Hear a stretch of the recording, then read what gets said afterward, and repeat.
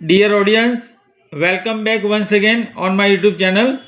તો ફરીથી હું તમને આજના વિડીયોમાં ફંક્શન વર્ડ વિશે સમજાવીશ. તો હું આજના વિડીયોમાં નવા ગ્રામર ટોપિક સાથે પ્રસ્તુત છું. લાસ્ટ વિડીયોમાં જે મેં તમને મારા પ્રસ્તુતિકરણમાં જે એક્સપ્લેનેશન આપ્યું હતું એ જ પ્રેઝન્ટેશન આપણે આ વિડીયોમાં શીખીશું. તો most of this student reading writing વાંચી લખી નહીં શકતા અને જે લોકોને ઇંગ્લિશ અન્ડરસ્ટેન્ડિંગ નથી થતું. તો most of those student who are weaker in English language અને most of all the times જે હંમેશા મોટાભાગના વિદ્યાર્થીઓ વીકનેસ અનુભવે છે. તો કેવી રીતે અંગ્રેજીમાં વીકનેસ દૂર કરવી, તો આપણે દરેક વિડીયોમાં એક સેન્ટેન્સનું ટ્રાન્સલેશન સમજાવીએ છીએ. આજે પણ આ વિડીયોમાં આપણે ફંક્શન વર્ડ જેની અંદર ઓલરેડી ઓપ્શન આપેલા હોય છે ABCD, તો જે ઓપ્શન આપેલા છે ઓલ્ટરનેટિવ એટલે વિકલ્પો, તેમાંથી સાચો વિકલ્પ કેવી રીતે પસંદ કરવું, આજે પણ તમે આ વિડીયોમાં એક ડિસ્ક્રાઇબિંગ પર્સન 34માં તમે જોઈ શકો છો. ડિસ્ક્રાઇબિંગ પર્સન 35 લોકેટિંગ પ્લેસ મતલબ શોઈંગ લોકેશન અને 36 એક્સચેન્જિંગ ઓલ્ટરનેટિવ. તો આ ત્રણ જે ટોપિક છે એની અંદર તમને ખબર પડશે કે કેવી રીતે આન્સર આવશે. જો તમે ફર્સ્ટ ટાઈમ આ વિડીયો જોઈ રહ્યા છો તો ચેનલ સબસ્ક્રાઈબ કરો, એટલા માટે કે ભવિષ્યમાં જે હું વિડીયો બનાવીશ ગ્રામરને લગતો અથવા ઇંગ્લિશમાં કોઈ પણ એસે, નિબંધ જેને કહેવાય, રિપોર્ટ રાઇટિંગ, અહેવાલ લેખન અથવા કોઈ પણ જે નોટિસ રાઇટિંગ હોય કે ઈમેલ રાઇટિંગ, તો જેના વિશે એક્સપ્લેનેશન આપીશ. તો મારા દરેક એક્સપ્લેનેશનમાં તમને આઈડિયા આવશે કે કેવી રીતે મેથડ છે અને જે એક્સપ્લેનેશન મેથડ છે સમજાવવાની રીત, એના આધારે તમે પ્રિપેરેશન કરી શકશો. Watch my full video from starting to ending. Watch full video absolutely. તો પૂરો વિડીયો જુઓ ફ્રોમ સ્ટાર્ટ ટુ એન્ડિંગ, જેથી કરીને તમે મેથડ સમજી શકો.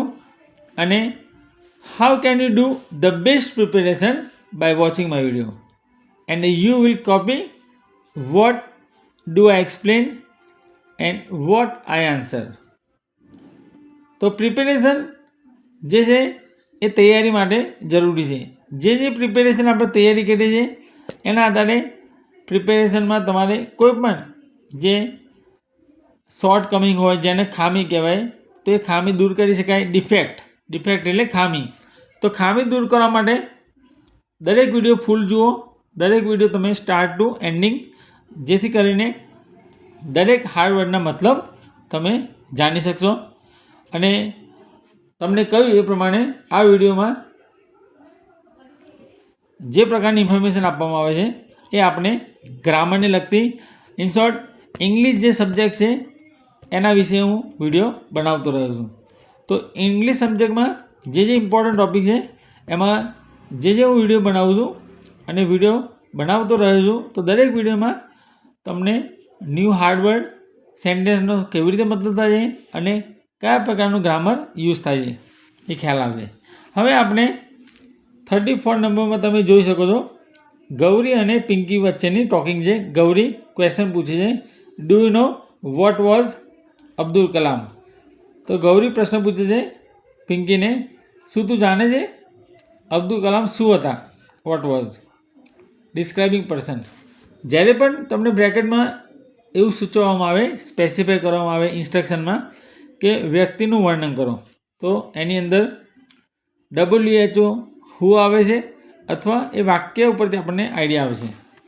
પહેલું સેન્ટેન્સ તમે જોઈ શકો છો, what a simple man he was. તે કેવા સાદા માણસ હતા.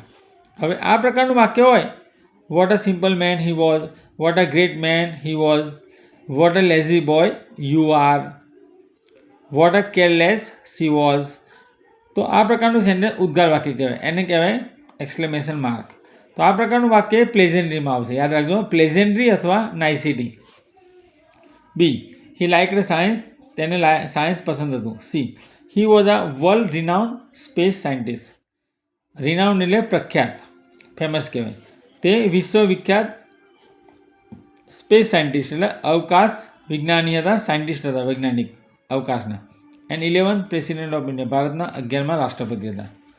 ડીમાં આવે છે he lived in south India, તે દક્ષિણ ભારતમાં રહેતા. તો અહીંયા આપણને પર્સન બતાવવા માટે રાઈટ આન્સર બનશે સી. તો આપણે સી આન્સર ચૂઝ કરીશું. કરેક્ટ. 35 મેનેજર અને ક્લાર્ક વચ્ચેની ટોકિંગ છે. મેનેજર ક્વેશ્ચન પૂછે છે, where did you keep my project report? Where did you keep my project report? તો તમે મારો પ્રોજેક્ટ રિપોર્ટ ક્યાં રાખ્યો? કીપ એટલે રાખવું. તો ક્યાં મારો પ્રોજેક્ટ રિપોર્ટ રાખ્યો હતો અથવા રાખ્યો? ક્લાર્ક આન્સર આપે છે લોકેટિંગ પ્લેસ. લોકેટિંગ એટલે એ જગ્યાએ પહોંચવું, એને લોકેટિંગ કહેવાય. લોકેટ ઉપરથી બને છે લોકેશન. જેમ કે સિચ્યુએટેડ, સિચ્યુએટેડ એટલે આવેલું હોવું, સિચ્યુએટ ઉપરથી સિચ્યુએશન. તો આની અંદર આપણે જગ્યા બતાવવાની છે. એમાં આન્સર કહે છે ગો એન્ડ ફાઇન્ડ ઇટ, જા અને શોધી કાઢ. બીમાં કહે છે it is in the steel cupboard, તે સ્ટીલના કબાટમાં છે. તો આપણને આ બી આન્સર રાઈટ લાગે છે, એ લોકેશન બતાવે છે. ડી નહીં આવે કારણ કે એમાં કહે છે ડોન્ટ આસ્ક મી, મને પૂછીશ નહીં. અને સી પણ નહીં આવે. વાય ડુ વોન્ટ ટુ નો, કેમ જાણવા માગે છે અથવા કેમ તું જાણવા ઈચ્છે છે. તો અહીંયા જગ્યા બતાવવા માટે એક જ છે, it is in the steel cupboard. Cupboard એટલે કબાટ, કબાટ બતાવે છે જગ્યા. 36 કશ્યપ અને મિસ્ટર શાહ વચ્ચેની ટોકિંગ છે. કશ્યપ ક્વેશ્ચન પૂછે છે, do you know where is the dictionary? તમે જાણો છો ડિક્શનરી ક્યાં છે? મિસ્ટર શાહ જવાબ આપશે એક્સચેન્જિંગ ઓલ્ટરનેટિવ. તો મિસ્ટર શાહ આન્સર આપે છે એક્સચેન્જિંગ ઓલ્ટરનેટિવ, મતલબ વૈકલ્પિક. જ્યારે પણ ઓલ્ટરનેટિવ વૈકલ્પિક શબ્દ લખેલો હોય, યાદ રાખો, ફરીથી રિપીટ કરું છું, આઈ રિપીટ માય આન્સર. જ્યારે પણ બ્રેકેટમાં ઓલ્ટરનેટિવ એટલે વૈકલ્પિક એનો મતલબ થાય છે, ઓલ્ટરનેટિવ લખ્યું હોય ત્યારે તમારે આન્સરમાં આઈધર ઓર અથવા એકલું ઓર, જેનો મતલબ થાય અથવા, આ અથવા તે, આઈધર ઓર અથવા ઓર. ત્યારબાદ not only but also, not only હોય એટલે બટ ઓલ્સો આવે. તો આ પ્રકારનું જે છે એ હંમેશા ઓલ્ટરનેટિવમાં યુઝ થાય છે. તમે જોઈ શકો છો એમાં આન્સર આપે it is going to be publish by Atul Prakashan. Atul પ્રકાશન દ્વારા તે પબ્લિશ થવાનું છે, પ્રકાશિત થવાનું છે, એ પણ ના આવે. બીમાં કહે છે it may be either in the cupboard, તે કદાચ કબાટમાં છે અથવા or in your school bag. તો આઈધર છે એની સાથે ઓર આપી છે. મતલબ અહીંયા પૂછ્યું છે કે કશ્યપ પૂછે મિસ્ટર શાહને કે ડિક્શનરી ક્યાં છે? તો બીમાં આન્સર આવે છે ઇટ મે બી એટલે કદાચ, કદાચ તે આઈધર ઇન ધ કપબોર્ડ, કબાટમાં છે, ઓર ઇન યોર સ્કૂલ બેગ અથવા તમારી સ્કૂલ બેગમાં. તો અહીંયા વૈકલ્પિક એટલે આ અથવા તે, મતલબ બી આન્સર આવશે. સી નહીં આવે કારણ કે ask your friend if he has taken, તમારા દોસ્તને પૂછો જો તેને લીધી હોય, એ પણ ના આવે. ડી પણ નહીં આવે. It may be at home, કદાચ તે ઘરે હશે. પણ આની અંદર કોઈ આઈધર ઓર નાઈધર નોર વાપર્યું નથી, કારણ કે બીમાં તમે જોઈ શકો આઈધર અને ઓર આપેલું છે. તો પ્રિય દર્શકો, જો તમને આ વિડીયો પસંદ આવ્યો હોય તો શેર કરવાનું ભૂલશો નહીં. શેર કરો, લાઈક કરો અને સબસ્ક્રાઈબ કરો. સબસ્ક્રાઈબ અત્યારે હાલ કરો, ડેફિનેટલી તમે આવનાર વિડીયો પ્રાપ્ત કરી શકશો.